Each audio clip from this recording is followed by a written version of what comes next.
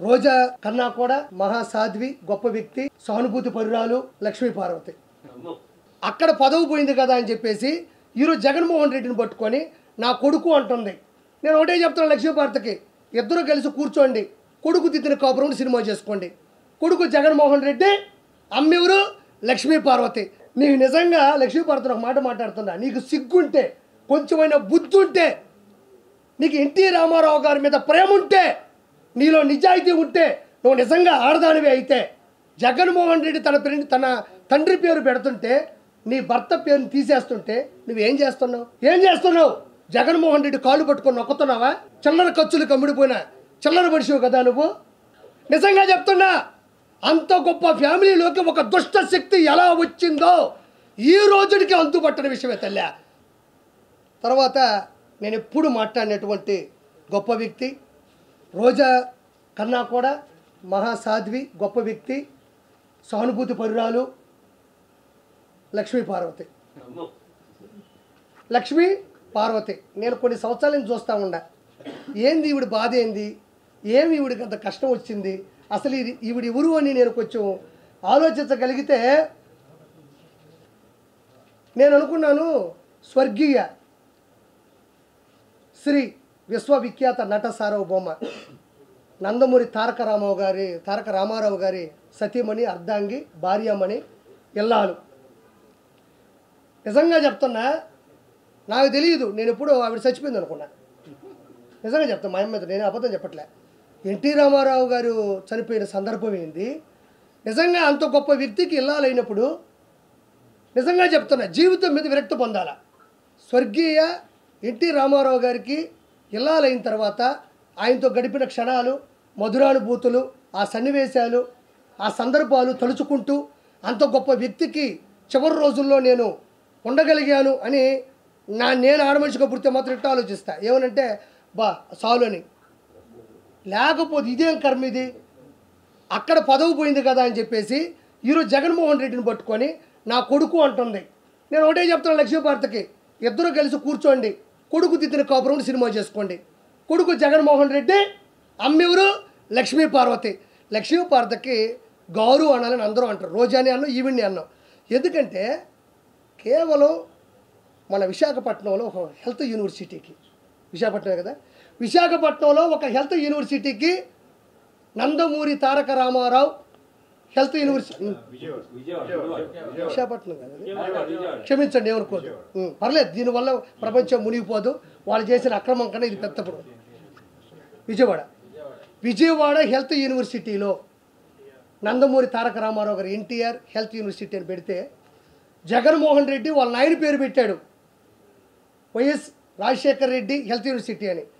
నీకు నిజంగా లక్ష్మీ పార్వతిని ఒక మాట మాట్లాడుతున్నా, నీకు సిగ్గుంటే, కొంచెమైనా బుద్ధి ఉంటే, నీకు ఎన్టీ రామారావు గారి మీద ప్రేమ ఉంటే, నీలో నిజాయితీ ఉంటే, నువ్వు నిజంగా ఆడదానివి అయితే, చంద్రబాబు నాయుడు గారు వెన్నుపోటు పొడిచారు, చంద్రబాబు నాయుడు గారిని నోటి మీద పడేశారు, వాళ్ళ 11 మంది పిల్లలను దేకట్లేదు అంటున్నావే, సరే దేకట్లేదు పక్కన పెడదాం, నువ్వు నిజంగా మంచిదానివి అయితే ఈరోజు జగన్మోహన్ రెడ్డి తన తండ్రి పేరు పెడుతుంటే, నీ భర్త పేరుని తీసేస్తుంటే నువ్వేం చేస్తున్నావు?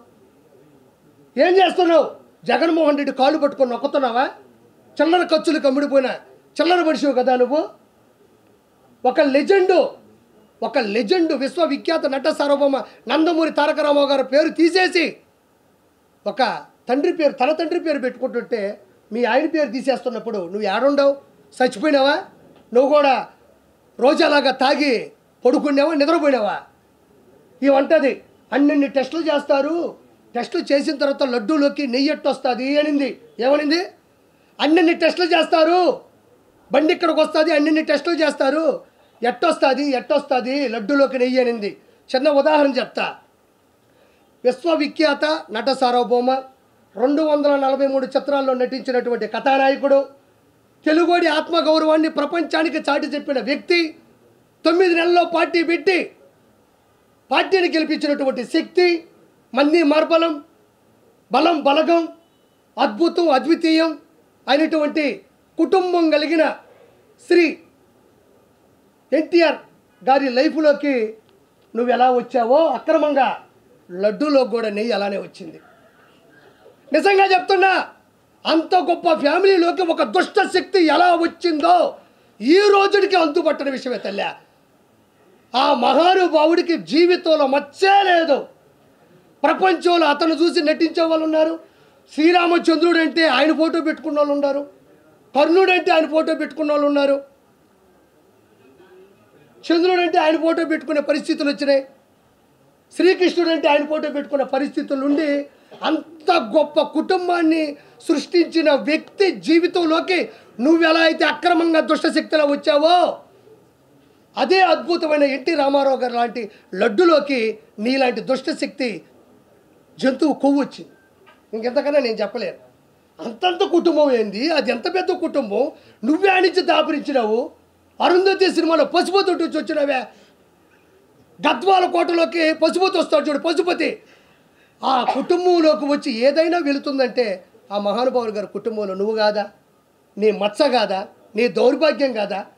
ఎన్టీ రామారావు గారు లాంటి వ్యక్తి మరణించిన తర్వాత నాకు ఇప్పటికీ అర్థం కాదు ఆ మనిషి ఆ రోజు ఎట్టుందో ఈ రోజుకి అట్టే ఉంది.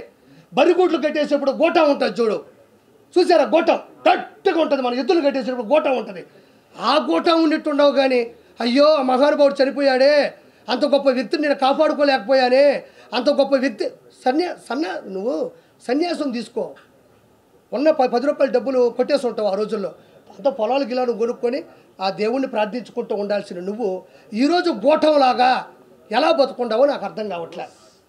ఎవరైనా, నేను నిజంగా చెప్తున్నా, అంత గొప్ప వ్యక్తిని కోల్పోయినప్పుడు అది పిల్లల కన్నా కూడా కుటుంబ సహచరుల కన్నా కూడా నీకు ఎక్కువ ఉండాలి. నీకు ఏడా కోశం ఉండదు. మంచిగా స్టిక్కర్ వేసుకుంటావు, బాగా తిరుక్కుంటా ఉంటావు, జగన్మోహన్ రెడ్డి నా కొడుకు అంటావు. ఇది ఒకటి. దాని తర్వాత ఇదే లక్ష్మీ పార్వతి. ఈ లక్ష్మీ పార్వతి ఎవరైతే ఉన్నారో ఈ మనిషి పదవుల కోసం ఆరాటపడే వ్యక్తి. ఇప్పటికి కూడా 3 లక్షలు 4 లక్షలు జగన్మోహన్ రెడ్డి డబ్బులు వేస్తాడు. భర్త మీద ప్రేమ ఉన్నట్టు వలకపోస్తుంది, ఏడస్తుంది. యూనివర్సిటీకి పేరు తీసేస్తే మాత్రం ఏమాత్రం పట్టించుకోదు. జగన్మోహన్ రెడ్డి కొడుకు చెప్పు. నేను చెప్తున్నా, నువ్వు చేసే పనులకి, నువ్వు చేసే చేష్టాలకి, నువ్వు క్రియేట్ చేసిన పరిస్థితులకి, నీలో ఉన్న అవినీతికి, నీలో ఉన్న నంగనాచి తత్వానికి తెలియక పాపం నీ తల్లిదండ్రులు లక్ష్మీ పార్వతి అని పేరు పెట్టారు. ఎంత పెద్ద పేరు అయ్యాదే లక్ష్మీ పార్వతి. హిందువుల్లో ఒక పేరే ఇది గొప్ప అనుకుంటే ఇలాంటి నంగనాచిక అలాంటి పేర్లు పెట్టాల్సి వస్తుందంటే వాళ్ళ తల్లిదండ్రులే నిన్ను చిన్నప్పుడే చంపేసి ఉండేవాళ్ళు.